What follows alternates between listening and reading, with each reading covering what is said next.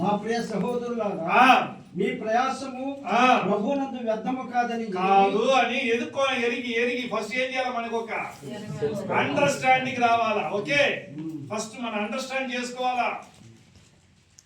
నేను కష్టపడుతున్నా, ప్రయాసపడుతున్నా, ఎతకాలు చేస్తున్నారు. ఆ సంఘం ఏంటి డెవలప్ అవ్వదంటారు, లేదని అక్కడ ఎవరు మనుషులు లేదంటారు, అక్కడ పెద్ద పెద్ద డబ్బు కలిగిన వాళ్ళు లేదంటారు. కానీ నీ ఒకటి ఎరిగి తెలుసుకోవాలా, ఈ రోజు ఈ దేవుడు మందిరం లోపల కూర్చుంటున్నావు, క్రీస్తు నందు ఉన్నప్పుడు డెవలప్మెంట్ వస్తుంది. రైట్, నెక్స్ట్ ఎలాగా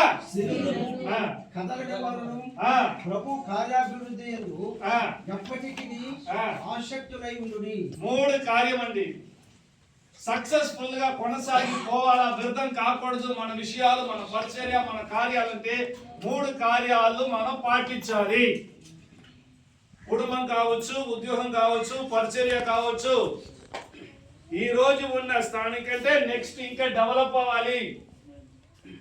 ఇప్పటి వరకు పడిన ప్రయాసం వ్యర్థం కాక మనం దాని ఫలితాలు ఫ్యూచర్ లో పొందాలి, చూడాలి, అనుభవించాలి అంటే 3 కార్యం దేవుడు బిడ్డలుగా మనం చెయ్యాలా. ఫస్ట్ పాయింట్ ఏం చెప్పింది అంటే ఏంటి మీనింగ్? స్థిరముగా ఉండాలా. స్థిరముగా ఉండాలా. ఒక చిన్న పూల చెట్టు పెట్టండి, ఒక చోట పూల చెట్టు పెట్టండి. అది వేరు బాగా లోపల వెళ్ళిన తర్వాత కొద్ది రోజుల తర్వాత వచ్చి దాన్ని తీసుకొని పోవాలంటే చేతులు పెరిగితే వచ్చేస్తుందా? పెట్టినది ఎవరు? మనమే. మనం చెప్తా నేనే పెట్టాను రా అంటే వస్తుందా? రాదు. అది వేరు ఏమైపోతుంది లోపల, బాగా పోయిన వల్ల స్థిరముగా ఉంది. అది మీరు తాగినా రాదు. క్రైస్తవ జీవితంలో యేసు ప్రభు లోపల మన వేరు బాగా సక్రమంగా పారి స్థిరముగా ఉంటే డెవలప్మెంట్ అవుతుంది. హల్లెలూయా.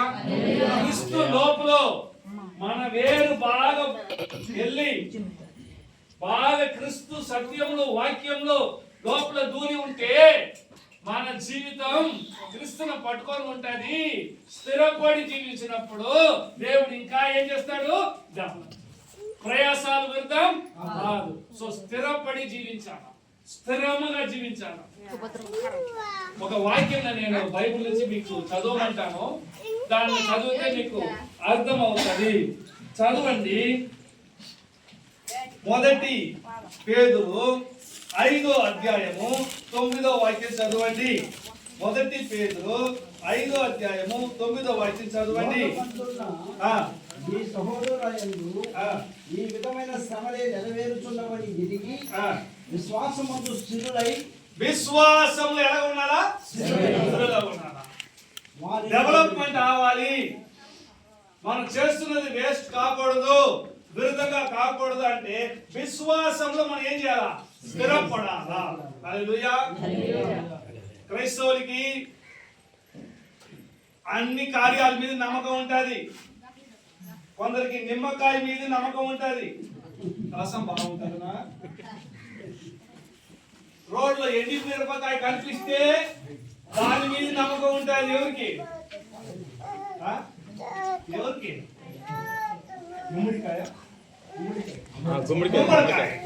గుమ్మడికాయ వాడే బాగలేకుండా ఎక్కడిపోయి ఉంటాడు. దాన్ని తొక్కితే ఏదో అవుతాదని మన వాళ్ళకి ఏముంటది? కొద్దిగా విశ్వాసం ఉంటది, భయం కాదు. విశ్వాసం తొక్కితే ఏదో అవుతుంది, భయం కాదు. విశ్వాసం అవుతాదని తెలుసుకుంటుంది కదా. సహోదర సహోదరి, యేసు ప్రభువున నమ్మి విశ్వాసంగా స్థిరపడి జీవిస్తే, స్థిరపడి ఏ కార్యం చేస్తే, దేవునందు విశ్వాసంలో స్థిరపడి జీవిస్తే, కార్యాలు చేస్తే ఫలితంలో డెవలప్మెంట్, ఆశీర్వాదాలు ఉంటాయి. క్రైస్తవులకు బేసిక్ విశ్వాసంలో స్థిరపడాలా. హల్లెలూయా. దేనిలో స్థిరపడాలా? విశ్వాసం. శ్వాసం అంటారు. శ్వాసం